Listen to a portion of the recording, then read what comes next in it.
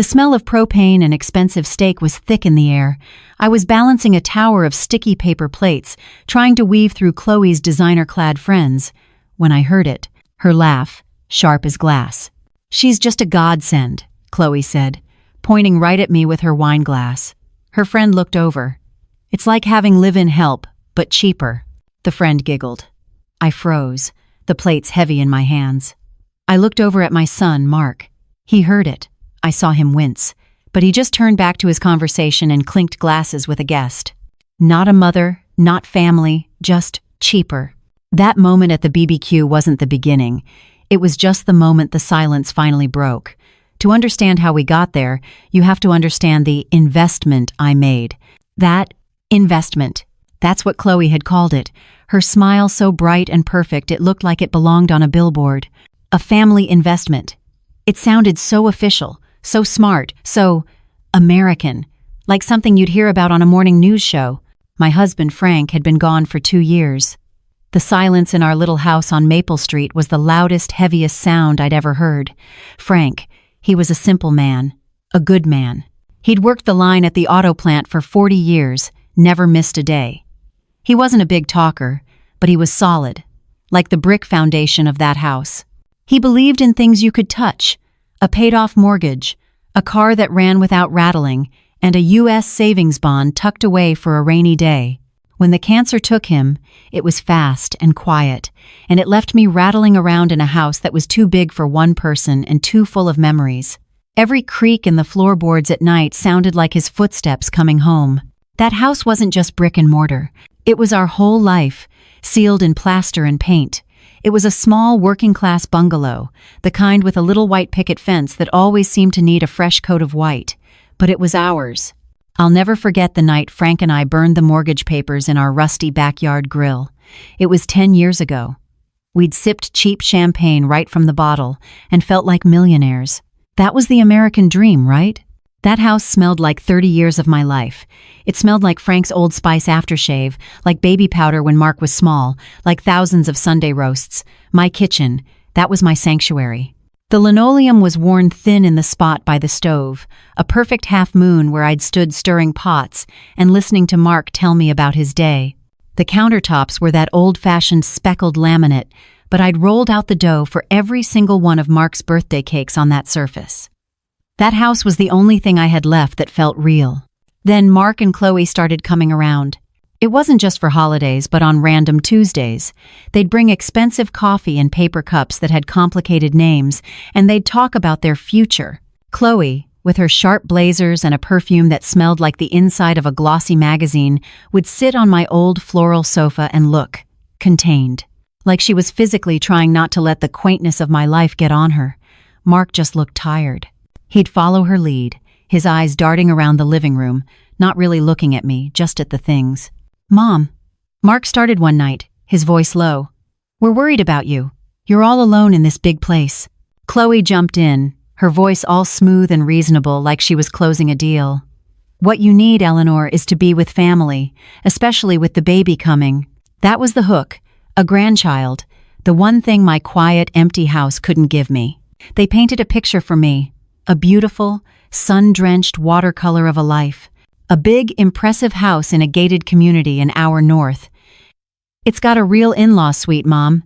Not just a room, but a suite," Mark said, his eyes finally lighting up. "Your own kitchen? Your own entrance?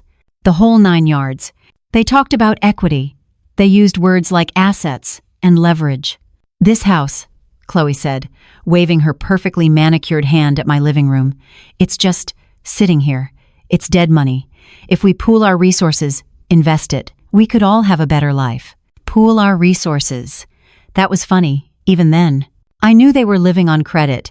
Their social media was a non-stop parade of weekend trips to Napa, shiny new cars, and dinners at restaurants I'd never even heard of. I knew Mark's commission-only fintech job was feast or famine, and lately, it had felt a lot like famine. But he was my son, my only son. I saw the desperation in his eyes, the deep, dark circles under them. I thought he was just tired from work. I didn't realize he was drowning. I thought I was throwing him a life raft. They needed a down payment, a big one. The $220,000 my little house on Maple Street was worth. $220,000. It felt like an imaginary number. I didn't get that money from Frank. No, Frank's pension just kept the lights on and the grass cut. That equity, I earned that. Before I married Frank, and for the first 10 years after, I ran a small catering business, Eleanor's Eats. It sounds small town, and it was. But I was good. I was the one people called for weddings, funerals, and every high school graduation in a 20-mile radius. I remember the physical labor of it. My hands. They don't look like Chloe's. My knuckles are swollen, and there's a white puckered scar on my left thumb from a filleting knife that slipped during the '98 mayor's luncheon. I remember hauling 40-pound aluminum trays of my brisket, the same brisket Chloe would one day scrape into the garbage up flights of stairs at the VFW hall. I remember my back aching so bad I'd have to lie flat on my kitchen floor for 20 minutes before I could even think about starting the mountain of dishes.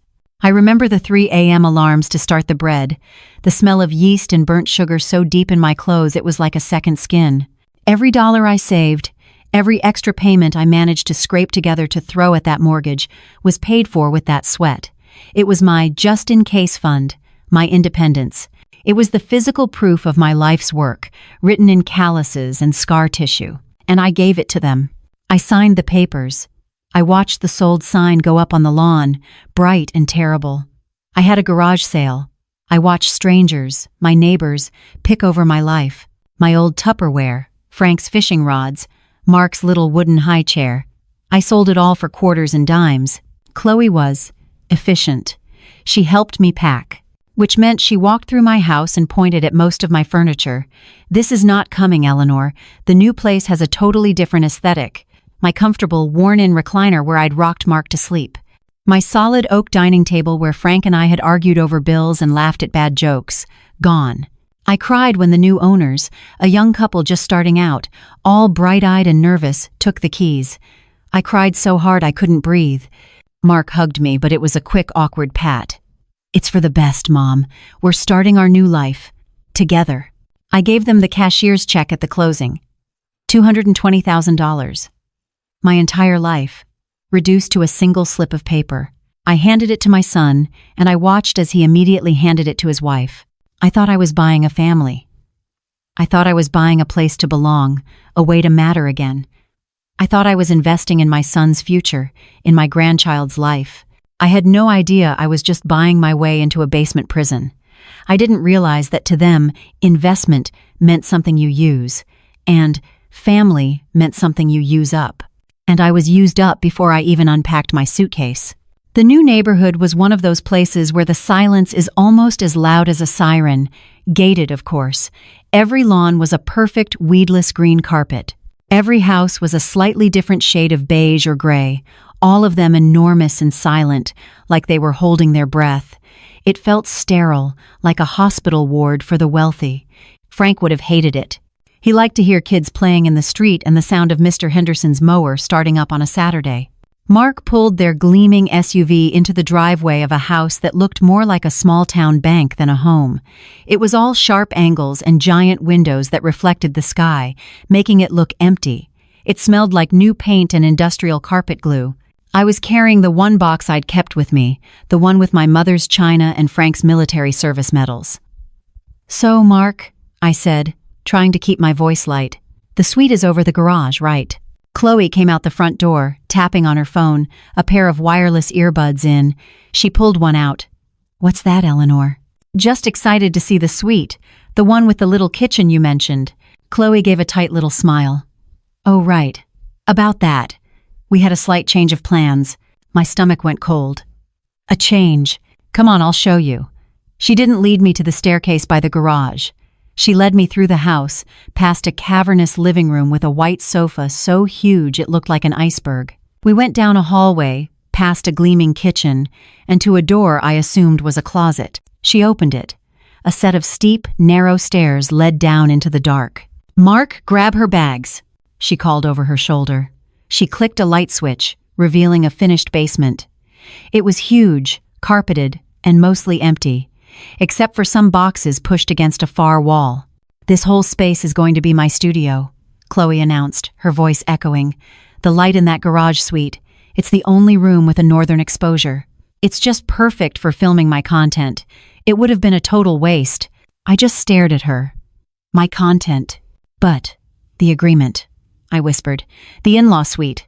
And we found a much cozier spot for you, she said, cutting me off, her voice bright and brittle. More private. You'll love it.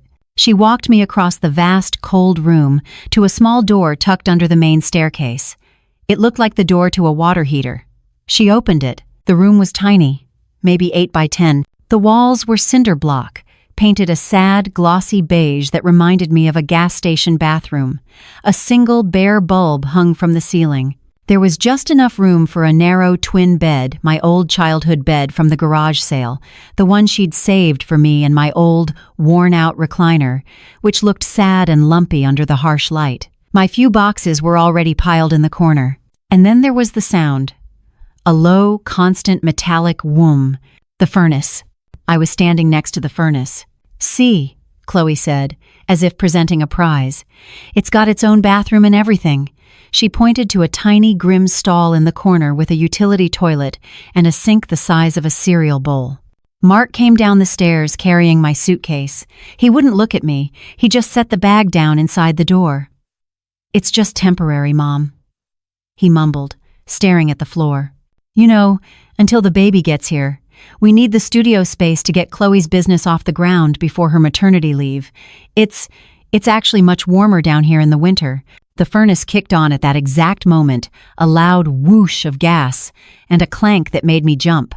The metal housing vibrated. Chloe was already checking her phone again. The Wi-Fi is a little spotty down here, but you'll manage. We'll be up in time for dinner. And then they were gone. I heard their footsteps on the stairs, and the click of the heavy basement door closing at the top, muffling the sound of the house above me. I was alone. I sat down on the thin, lumpy mattress. I could feel the springs through it. I looked at my hands, the ones with the swollen knuckles and the scar from the filleting knife. The hands that had hauled trays and kneaded dough and saved $220,000. This wasn't an in-law suite. It wasn't even a guest room.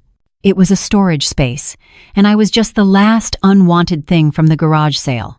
I had given them my past, my present, and my future, and in return, they had given me a concrete box next to a furnace. The deal wasn't just broken. It had never existed in the first place. It wasn't just a deal that had never existed. I had never existed. Not to them. My new life began with the clank of the furnace at 5 a.m. Every morning it would shudder to life, and that was my alarm clock. I learned to be invisible. It wasn't hard. They were barely home. They'd leave before I ever made it upstairs, and they'd come home late, the sound of their garage door rumbling through the concrete walls of my room. I'd hear their muffled voices above me, the sound of their expensive, important lives happening just one floor away. I'd hear laughter. I'd hear the sound of their blender in the morning, Mark's power smoothie, and the pop of a wine cork at night. I was a ghost who did chores. At first, I tried to be useful. I'd creep upstairs after they left and tidy the kitchen. I'd load their dishwasher, wipe down their sterile quartz countertops. I'd fold their laundry cashmere sweaters that cost more than my monthly Social Security check, yoga pants in fabrics I'd never heard of. Chloe never said, "Thank you." She'd just leave a new pile by the washer. But the silence, the invisibility. It was a different kind of cold. It was colder than the concrete floor. I missed the smell of my own life. I missed the smell of food. One Sunday I decided I'd had enough. I was going to make this sterile bank house smell like a home.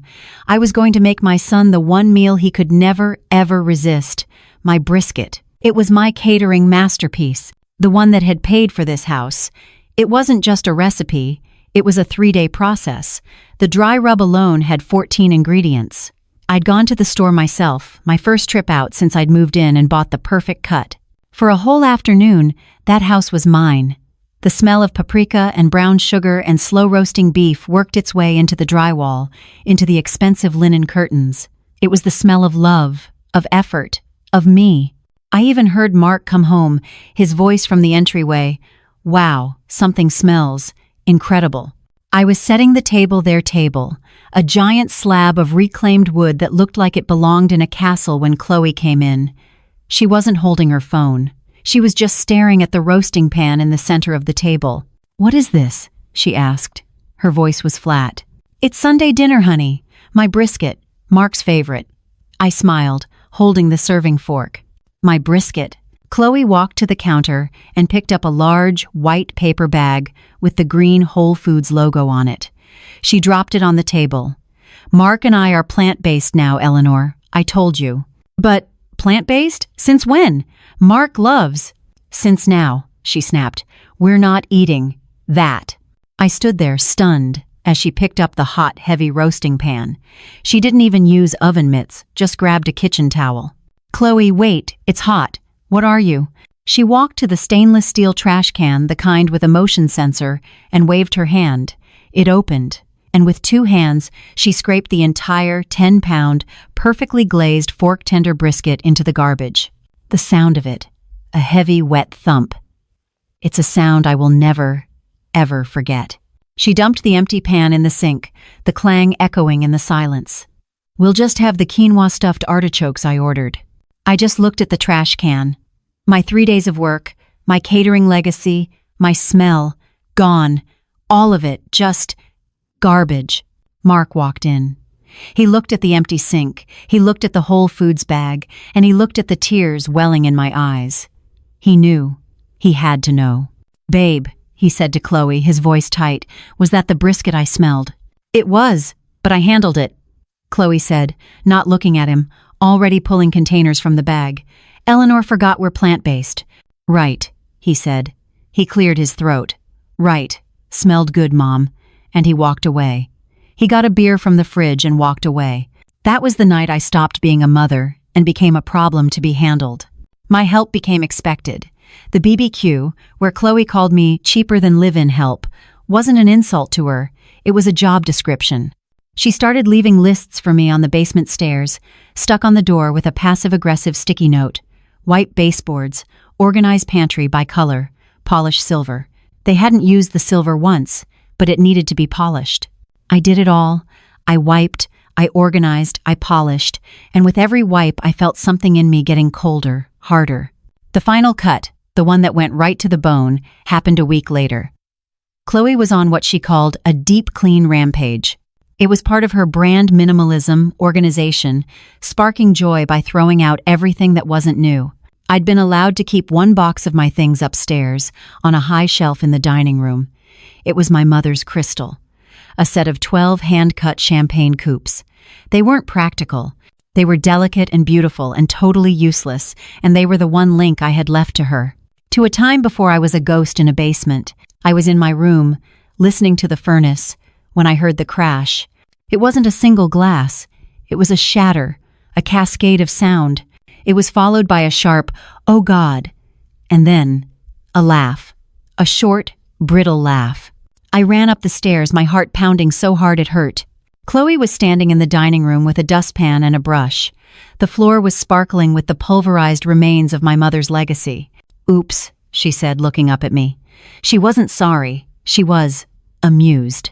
My mother's glasses," I whispered. I felt dizzy. "Oh, Eleanor," she sighed, like I was the inconvenience. "They were just old dust collectors. Honestly, I was doing you a favor. They're totally dated.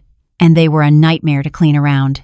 She swept the last of the glittering shards into the dustpan. She walked them into the kitchen and dumped them right into the trash can, on top of that night's takeout boxes. She buried my brisket, and then she buried my mother. I looked at Mark, who was standing in the doorway, his laptop bag in his hand. He'd seen the whole thing. He was just frozen, shaking his head, not at her, but at me, as if my pain was, once again, just bad timing, as if I was the one making a scene. I didn't cry. I didn't yell. I just stood there, looked at the trash can, and made a promise to myself. I had collected enough. It was time. It was time to wait. I couldn't do it in their house. The upstairs was Chloe's stage. Every room was a set for her perfect, curated life, and I was just a bad prop. No, I had to wait for him to come to me. So I sat in my concrete box. I sat in that lumpy recliner in the dark, my hands gripping the worn, slick arms. I didn't turn on the light. I didn't read. I just listened. I listened to the whum of the furnace. I listened to the muffled sounds from the floor above me. The faint rhythm of Chloe's Pilates music, the distant, cheerful ding of their high-end oven, the sound of their dog's claws clicking on the hardwood. I listened for hours. My anger had burned down from a fire to a single, cold, hard ember. I thought about my mother's hands, how they'd been so soft when she'd held those glasses. I thought about the sound they'd made, a sound like a whole lifetime just ceasing to exist. I must have dozed because the clank of the furnace kicking on made me jump. I looked at the little clock I kept on the floor, 11:43 p.m. Then I heard it, a different sound. A click from the heavy door at the top of the basement stairs. My heart didn't jump, it just went still. Heavy, tired footsteps on the stairs. Not Chloe's quick, impatient steps, but a slow, defeated shuffle. Mark. He didn't come toward my room. He went to the other side of the basement, where they kept an old, humming beer fridge. I heard the hiss of a can opening. I stood up.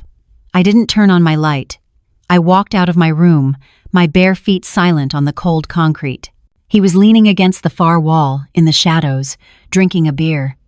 He didn't see me until I was halfway across the room. Jesus, Mom, he jumped, sloshing beer on his hand. You scared me. What are you doing sitting in the dark? I just looked at him. My son. He looked older. His shoulders were slumped. The new, expensive haircut Chloe had made him get was messy. Those were your grandmother's glasses, Mark, I said. My voice didn't shake. It was quiet. It sounded strange in the big, empty room. He sighed. A long, rattling breath that smelled like stale beer. Mom, please, it's late. I just got off a call. It wasn't an accident, I said. What? Yes, it was. He wouldn't look at me. He was staring at the wall over my shoulder. Chloe, she's just stressed. The baby, the new house, all the stuff. She feels bad. She was laughing, I said. He flinched. Just a tiny, sharp movement. She wasn't laughing. You must have misheard her. You're overreacting. It's just stuff, Mom. It's just old glass. Was the brisket an accident? He closed his eyes. He rubbed the bridge of his nose. What is this? The third degree? You know she's plant-based. You did it on purpose to make her feel bad. I did it. To make her feel bad. The cold ember in my chest flared. She scraped 3 days of my work into the trash, Mark. My work. The work that paid for this. This studio. And she broke my mother's life. And she laughed. And you stood right there. You watched. Stop, he shouted. The word echoed. Stop, stop, stop. Just stop. You have no idea, do you? No idea about what? About any of this. He was pacing now, a frantic, trapped energy. He waved his beer can at the concrete walls. You think this is what I wanted? You think I'm happy? I haven't closed a deal in 3 months, Mom. 3 months. That fintech job? It's a joke. It's 100% commission, and nobody's buying. I'm drowning. He laughed, but it was a terrible sound. Dry and sharp. This house, this gated community. It's a performance. We're not making it. Mom, we are so far underwater on this mortgage. I don't even know how we're going to make the next payment. The bank is. They're calling all the time. I just stood there. I was the one who was supposed to be broken, but he was the one falling to pieces. Chloe, he continued, his voice cracking. She's terrified. All her friends, the ones from the country club, the ones she grew up with. If they find out we're broke, if they find out this is all just a sham, we're done. We'll be a laughingstock. This whole influencer brand, this Pilates studio. He pointed up at the room that was supposed to be mine. That's her last shot. That's our last shot. It's the only way we'll get out from under this.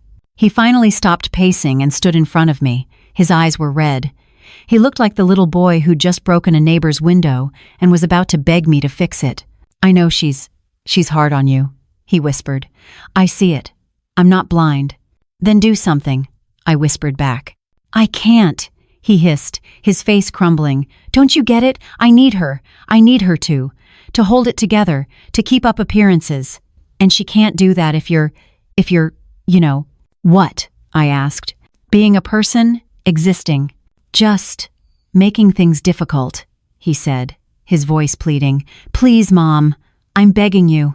For a little while, just let it go. Go with the flow. Don't push her. Don't make waves. Don't make waves. I looked at my son. The man I had hauled trays for. The man I had sold my life for. He wasn't asking for my patience. He wasn't asking for my understanding. He was asking me to be the sacrifice. He was asking me to climb on the altar so his terrified, cruel wife could keep her friends and her Pilates studio. He had made his choice. I didn't say another word. I just turned around, walked back to my cinder block room, and shut the door. I heard him sigh, a long, ragged sound, and then the click of the heavy basement door closing at the top of the stairs, leaving me alone again with the whum of the furnace. But this time, I knew exactly what I had to do. The promise I'd made to myself after the glasses broke. It was no longer a promise. It was a plan. My plan needed one last thing. It needed one final, undeniable, documented act of betrayal. And just like I knew they would, my son and his wife were about to hand it to me. It was 3 days after Mark had begged me not to make waves. 3 days of me polishing their silver, wiping their baseboards, and sleeping next to the furnace. Just waiting. My anger had cooled from a raging fire to a single, hard, sharp point. The summons came, not as a request, but as a text message from Chloe. We're having a family meeting in the dining room at 7 p.m. Be there. Not please, not if you can. Be there. Like I was an underperforming employee being called into HR. At 6:59 p.m., I walked up the basement stairs. The house was dead quiet. The air was cold and still. They were waiting for me at that ridiculous, giant wooden table. It looked less like a place to eat and more like a corporate boardroom. Chloe was at the head, her laptop open and glowing. Mark was to her right, staring at a single, pristine sheet of paper placed perfectly in front of him. They both looked up as I entered. Chloe's face was a polite, neutral mask. Mark just looked sick. "Eleanor, sit," Chloe said. She didn't motion to the chair next to Mark. She pointed to the one at the absolute farthest end of the table. I was a good 20 feet away from them. It was a clear, deliberate message. I was not part of the board. I was the audience. I sat. I folded my hands in my lap. The lumpy recliner in the basement had done nothing for my back, and the hard, modern chair was agony, but I didn't let it show. I just waited. Mark and I have had a significant breakthrough, Chloe began, her voice crisp and bright. She sounded like she was pitching a new product to investors. As you know, my lifestyle brand is poised for a major expansion. We've had some liquidity issues. Holding back the next phase of development. Liquidity issues. That was a new fancy word for flat broke. Mark cleared his throat, his eyes darting to me, and then immediately away. What Chloe is trying to say, Mom, is that we found a solution. A really great one. It's going to help everyone. We've decided to leverage the asset, Chloe said, cutting him off before he could stumble. I let the silence hang in the air for a moment. The asset. A flash of impatience in her eyes. The house, Eleanor. We're going to be taking out a reverse mortgage. It's a fantastic financial tool. It allows us to tap into the equity that's just sitting here and use it to fund the business. She smiled. The interest rates are locked in. It's truly a win-win. A reverse mortgage. My blood didn't run cold. My heart didn't pound. It just kept beating. Thump, thump, thump. I was almost fascinated. This was it. This was the final, stupid, arrogant move. They were standing on a trapdoor and asking me to pull the lever. I see, I said. My voice was even. Mark visibly relaxed. He had been bracing for a storm, for tears, for yelling. I gave him absolutely nothing. Good, Chloe said, her corporate smile clicking back into place. So there's just one small piece of bank-mandated housekeeping we need to take care of. She reached over and tapped the single sheet of paper in front of Mark. He flinched, as if it were hot. Then, slowly, he slid it down the long, polished table. It glided over the wood and stopped perfectly, right in front of me. I looked down at it. It was thick, creamy paper. It looked official. It was covered in dense legal text. "What is this?" I asked. "It's just a formality," Chloe said, her voice a little too casual, a little too light. "The bank requires it for the loan. It's just a It's a tenant at will acknowledgement. It simply states that you're a resident here, but you have no formal lease and no financial stake in the property. It just cleans things up for their legal department. There it was. They weren't just leveraging the asset, they were erasing me. With my signature on this single piece of paper, I would be legally declaring that the $220,000 I gave them was a gift, that my life's work, my sweat, my scar, was a donation, that I was living in their house on their charity, that I had no rights, that if or when they defaulted on this new loan, the bank could and would throw me out on the street with nothing but my lumpy recliner. I didn't have to read the whole thing. My eyes found the key phrases: tenant at will, no financial claim, resides by permission of the owners. They were going to spend the last of my equity to fund her Pilates videos. I looked up. I looked straight down that long, empty table at my son. He was staring at his hands. He couldn't look at me.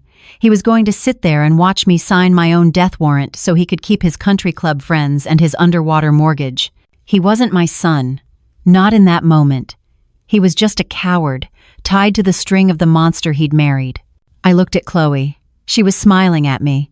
That bright, patient billboard smile. She thought she'd won.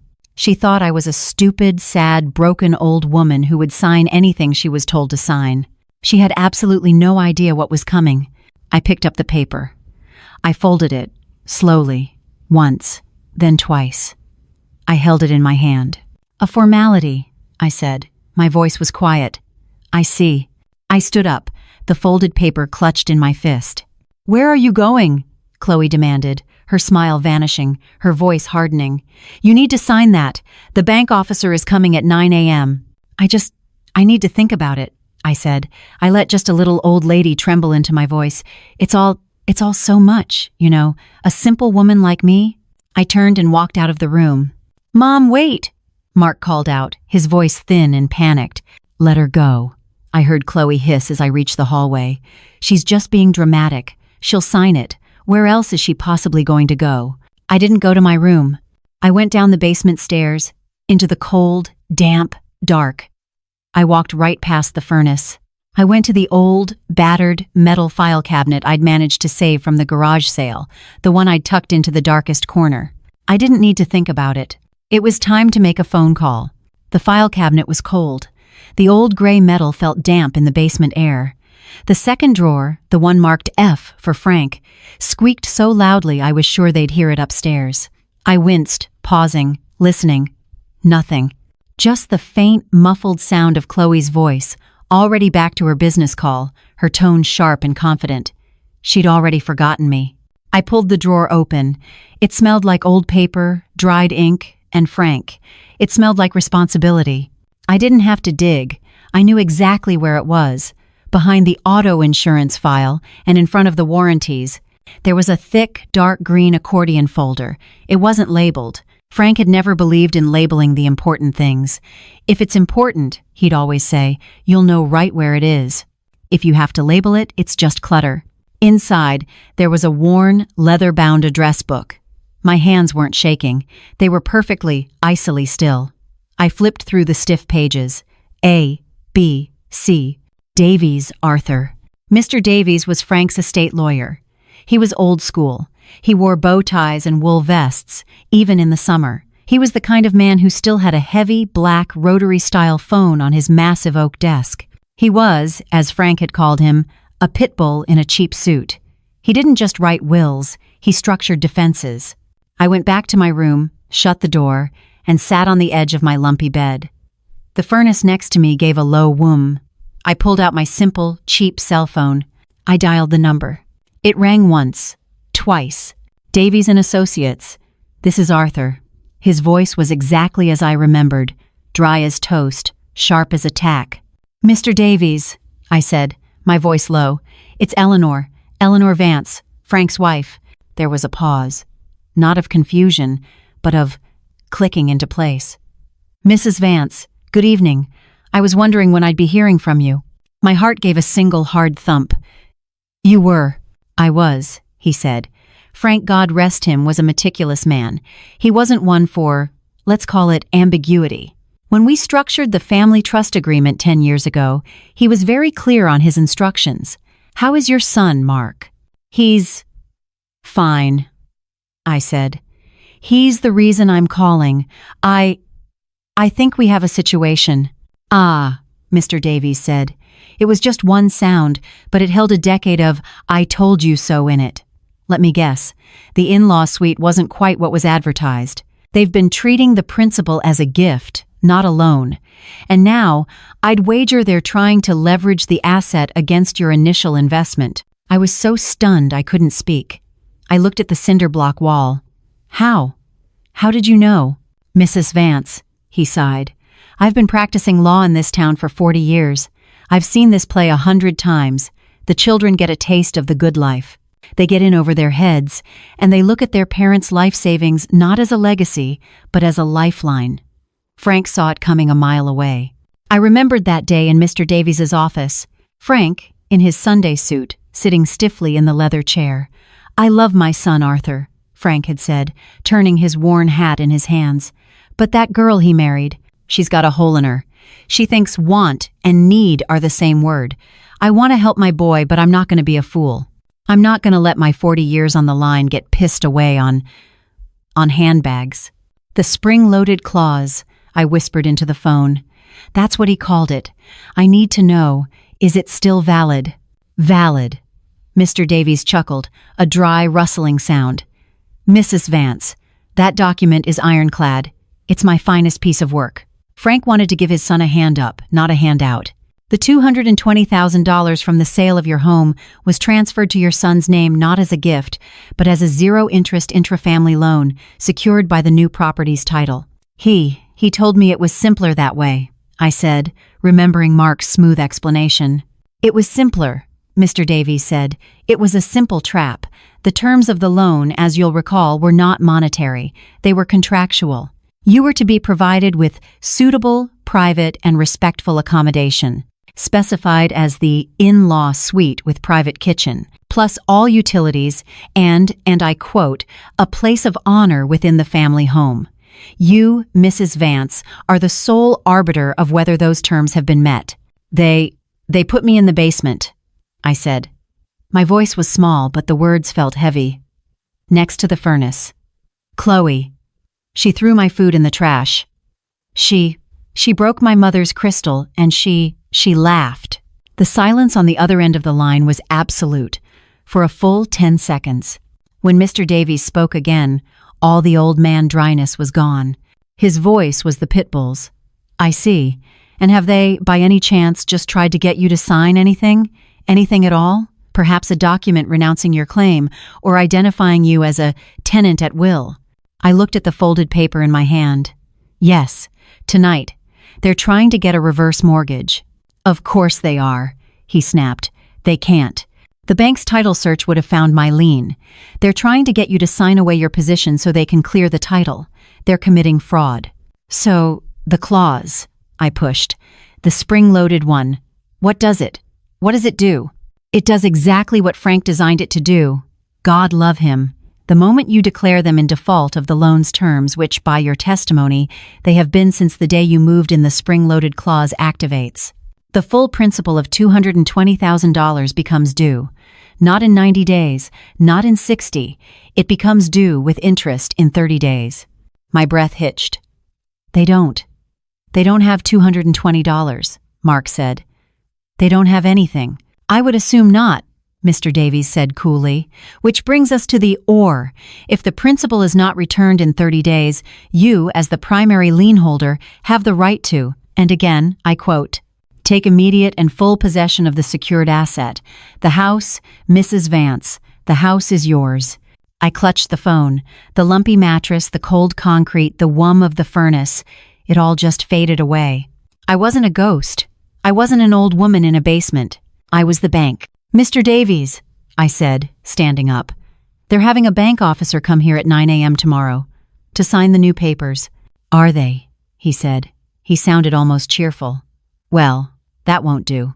I think, Mrs. Vance, it's time we send them a different document. I'll have a default notice messengered to my office tonight. You'll need to come and sign it first thing in the morning. I'll be there at 8 a.m., I said. Good. And Eleanor? Yes. Frank, he was a good man. He would be. Very proud of you for honoring his wishes. For respecting the work. Now, you get some sleep. Tomorrow, he paused, is going to be a very, very satisfying day. I hung up. I looked at the folded paper in my hand, the tenant at will agreement. I walked out of my room, up the dark basement stairs, and into the silent kitchen. I didn't turn on the light. I walked to the motion sensor trash can. I waved my hand, and it opened. I dropped their formality inside. It was just garbage. I had my own. I didn't sleep. I just sat in the dark, listening to the furnace, until the first gray light of morning crept under my door. At 7 a.m., I walked up the basement stairs. Chloe's yoga room that should have been my suite was dark. They were still asleep. I walked out the side door, got into the simple 10-year-old sedan I'd managed to keep, and drove.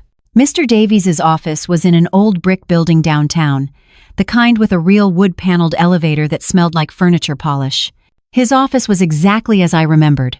Warm, cluttered with books, and solid as a rock. He was waiting for me with a cup of coffee and a thick blue-backed document. "Good morning, Mrs. Vance," he said, his eyes kind. "You look ready." "I am," I said. He laid the paper on his massive oak desk. It was the notice of default. I read the terms. I saw the spring-loaded clause. I saw the words 30 days. I saw the words immediate possession of the asset. I picked up his heavy, old-fashioned fountain pen. I thought about my mother's crystal shattering on the floor. I thought about my brisket, my work, steaming in the garbage. I thought about the clank of the furnace. I signed my name. My hand was as steady as the desk I was sitting at. "It is done," he said, blotting the signature. "You are now officially exercising your rights as the primary lien holder. What's your next move?" "My next move," I said, "is to go home and stop a bank officer from committing fraud." I arrived back at the house at 8:58 a.m. There was a brand new charcoal gray Lexus parked in the driveway, right behind Mark's SUV. The bank officer. They hadn't wasted a second. I didn't go to the basement. I walked up the front path, past Chloe's immaculate, tasteless landscaping. I used the house key Frank and I had, the one I'd kept on my ring, and I opened the front door. They were all there, at the giant, castle-like dining table. Chloe, at the head, in a crisp white blazer, looking like the CEO she so desperately wanted to be. Mark, pale and clammy, his coffee cup rattling in its saucer, and a man in a pinstriped suit with a shiny briefcase open on the table. Mr. Henderson. They all looked up. Chloe's face, which had been set in a bright, professional smile for the banker, instantly soured. "Eleanor, finally," she snapped. "You're late. Mr. Henderson is on a very tight schedule." She gestured to the empty chair at the far end of the table. "Sit. We need you to sign that paper. Now." I didn't move. I just stood in the archway of the dining room. I looked past Chloe. I looked past my son. I looked right at the banker. "Mr. Henderson," I said. My voice was calm and clear. It carried in the cavernous room. He looked up, surprised to be addressed. "Yes. I'm Eleanor Vance," I said. "I apologize. You've been brought here this morning under extremely false pretenses." The silence was instant. It was like I'd pulled the plug on the entire world. Chloe's face went white. "Eleanor, what did you just say?" Mark half stood, knocking his chair back. "Mom, what are you doing? Stop. You're embarrassing us." "Am I, Mark?" I said, finally looking at him. "Am I embarrassing you?" I walked forward. I didn't go to the empty chair. I walked right up to the table, to the space between Mark and Chloe. I took the thick, blue-backed document from my purse. I placed it on the polished wood with a quiet, solid thud. It landed right on top of the bank's tenant-at-will form. "I won't be signing your document," I said. This one is for you." Chloe scoffed, a nervous, sharp sound. "What is this? More of your senile drama?" She snatched the document. She started to read. I watched her face. It was the most satisfying thing I had seen in years. The confidence, the arrogance. It didn't just fade. It shattered. It fell right off her face, leaving a pale, slack-jawed panic I'd never seen before. "What? "What is this?" she whispered. This is a joke." "It's a default notice," I said. Mr. Henderson, the banker, made a small choking sound. "A default notice? I'm sorry, I was told this was a simple—" "I am not a tenant," I said, my voice cutting through his. "I am the primary lien holder on this property, the only lien holder." Mark was shaking his head, his eyes wide, uncomprehending. He looked like a child who'd been told Santa wasn't real. "What? What are you talking about?" he stammered, looking from me to the paper. "The money, it was a gift, Mom. You gave it to us." And there it was, the final pop, the sudden reveal I had been waiting for. "No, Mark," I said. I let all the cold, hard-earned stillness in my heart come into my voice. "I didn't give you anything. It was a loan. A $220,000 intra-family loan secured by this title. A loan for which you have been in default since the day you put me in the basement." "This is insane!" Chloe shrieked, finding her voice. She threw the paper at Mark. "She's lying! Mark, tell him she's lying!" Mark was staring at the paper, his face ashen. He saw Mr. Davies's name. He saw the signature. He saw the terms. "Mom," he whispered, you planned this." "No," I said. "Frank and I planned it. 10 years ago. We planned for a day when you might mistake our life's work for a handout. We planned for a day when you might forget that respect isn't optional." I turned back to Mr. Henderson, who was quickly packing his shiny briefcase. "As the sole lien holder," I said, "I am calling in my loan." "Calling in my loan." The words just hung there in the perfect temperature-controlled air. Mr. Henderson, the banker, didn't even look at Chloe or Mark. He looked at my document. He saw the official stamp from Mr. Davies's firm. He saw the words "Lion" and "Default." He snapped his briefcase shut with a loud final click. "Mrs. Vance," he said, nodding to me with a new, crisp respect. "My apologies for the intrusion." He looked at Chloe, and his professional politeness was gone, replaced by an icy contempt. Attempting to secure a loan against an asset with a senior lien, especially without disclosure, is a very serious matter. You'll be hearing from our legal department." He stood up, adjusted his pinstriped suit, and walked out the front door. He didn't just walk, he fled. The click of the front door shutting was the only sound. Then Chloe moved. "You bitch," she hissed. It wasn't a yell. It was a low, venomous sound. "You can't do this. This is my house. We'll sue you. We'll get a lawyer. This is elder abuse." "Is it?" I asked. "Is it abuse to ask for what's mine? Or is it abuse to put your mother in a concrete box next to a furnace?" Mark just sank into his chair. He looked empty. He was staring at the default notice like it was a snake that had just bitten him. "Mom, alone? Why? Why would you do that?" "Not me, Mark," I said, my voice hardening. "Your father did it. He loved you, but he wasn't a fool. He knew that the money he and I broke our backs for, the money from my hands, wasn't just dead equity. It was respect. And he built in a way to make sure it was treated with respect." I tapped the paper. This $220,000 wasn't a gift. It was a zero-interest loan, structured by his lawyer. The terms were simple. They weren't about money. They were about decency. I was to be provided with the in-law suite, utilities, and, in your father's own words, a place of honor. You defaulted on that agreement the second you showed me that basement. Chloe was laughing, a high, hysterical sound. "A place of honor? What is this, a joke? You're a crazy old woman?" "The bank." The words, "You have 30 days to vacate," echoed in that giant empty room. They were the last words I spoke to Chloe. I heard from the neighbors that she was gone by the weekend. She didn't pack. She just left. She took the Lexus, leaving Mark with the SUV, the keys to which I assume the bank repossessed shortly after.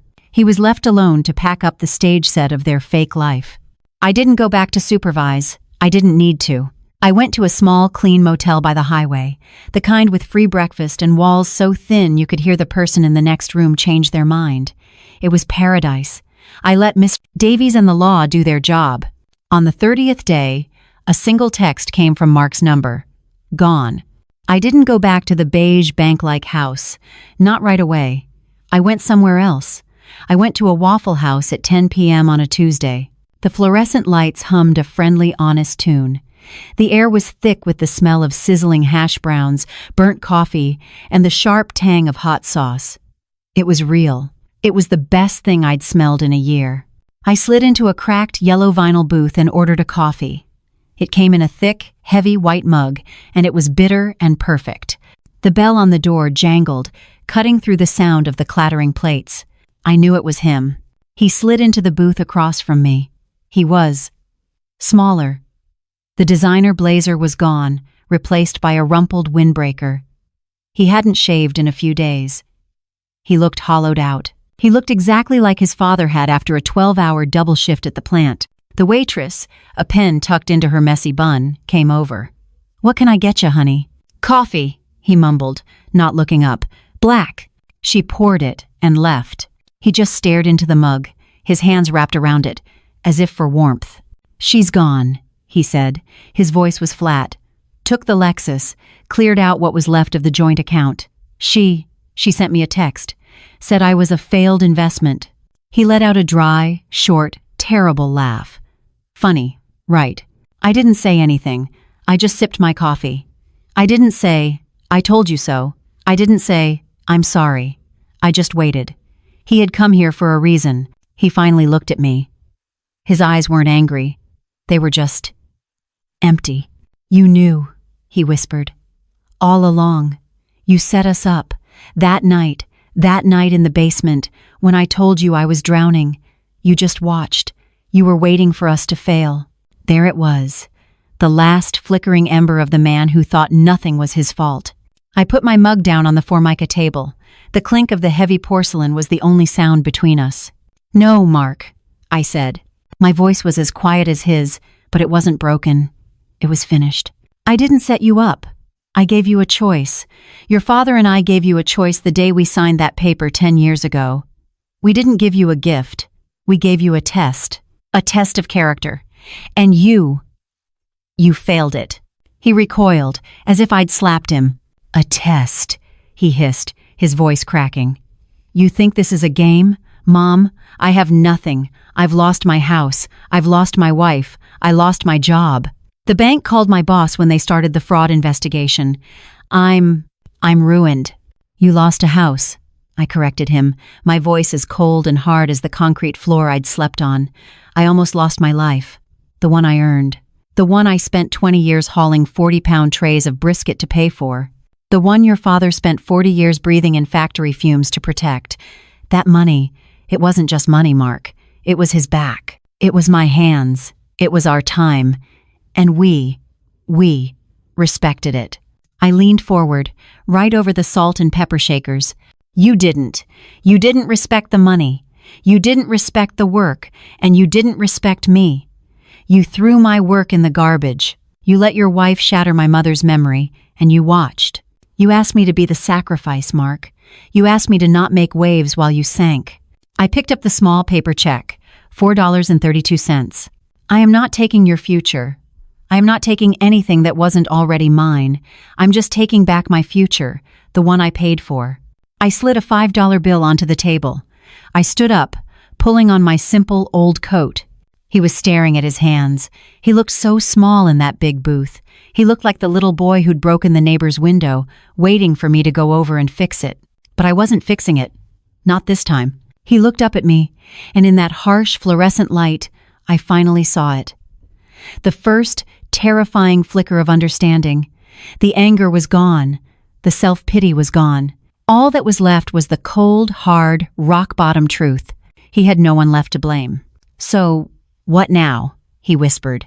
"Mom, what do I do?" I looked at my son, a 40-year-old stranger, finally asking the right question. "Now," I said, zipping up my coat. "You get a job, a real one. You pay your bills. You learn what that cup of coffee in your hand actually costs. You learn to respect the work."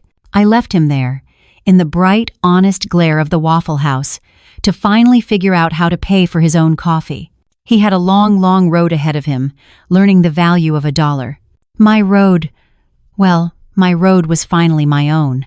I never spoke to Mark again after that night. I didn't need to. I let Mr. Davies and the law do what they were designed to do. I went back to that big, beige bank of a house exactly 30 days later, after the locks had been changed and the eviction notice had been served. It was just a building, an empty, oversized beige box. It had no power over me. The cavernous rooms, stripped of Chloe's cold, white furniture, just echoed. All that was left were scuff marks on the hardwood, a stack of junk mail on the quartz counter, and the faint, chemical smell of industrial carpet cleaner. I wasn't alone. A woman in a sharp red blazer, my new realtor, a pit bull in heels recommended by Mr. Davies, was hammering a for sale sign into that perfect weedless lawn. I did one last walkthrough. I went upstairs, to the room over the garage. The Pilates studio. I opened the door. The northern light was soft and beautiful.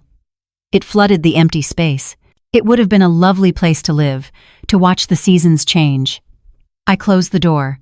Then I went to the basement. The air was still, musty, and cold. The furnace was silent. I walked over to the 8-by-10-foot cinder block room. My lumpy recliner and the narrow twin bed were gone, donated to a charity shop. I stood in the middle of that concrete box, and I felt it was just a room. It was just a room. It couldn't hold me anymore. I walked back up the stairs, out the grand front door, and into the sunlight. The realtor was waiting, her tablet in hand. "You're sure you don't want to keep it, Eleanor?" she asked, smiling. "It's a hell of an asset. The market in this neighborhood is on fire." I was wearing a new blazer I'd bought, a simple, well-cut navy blue. I felt solid. I felt visible. I took the set of keys, the keys to the house I owned, and I pressed them into her hand. "It's not an asset, dear," I said. "It's just a house. And it's not my house. My house, the one on Maple Street, it smelled like brisket and Frank's aftershave. This one, it just smells like a bad deal." She laughed. "Got it. I'll have it in escrow by Friday." I walked away past the for sale sign to my car, my 10-year-old Subaru. It was a little dusty, but the engine turned over on the first try. It was reliable. It was honest. I pulled out of that long, curving driveway.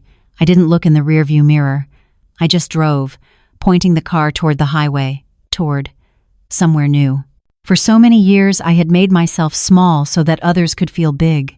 I'd folded myself up, made myself quiet, made myself invisible, just to fit into the tiny dark spaces they assigned me. I'd let them mistake my silence for weakness. I'd let them mistake my kindness for stupidity. I thought my job was to not make waves. But that's not a life. That's just storage. Frank and I, we didn't work that hard, for that long, just to be put in storage. I'm not a ghost. I'm not cheaper than live-in help. My hands built a business. My work paid for a home. I am Eleanor Vance, and I am done being invisible. I'm just taking up the space I earned. Eleanor learned that your life's work is your life, and self-respect is the one asset you can never, ever sign away. So let me ask you, if life finally handed you the keys to your own future, would you have the courage to get in and drive? If this story resonated with you, let us know your thoughts in the comments below. And don't forget to like and subscribe for more stories about finding strength in the hardest of times.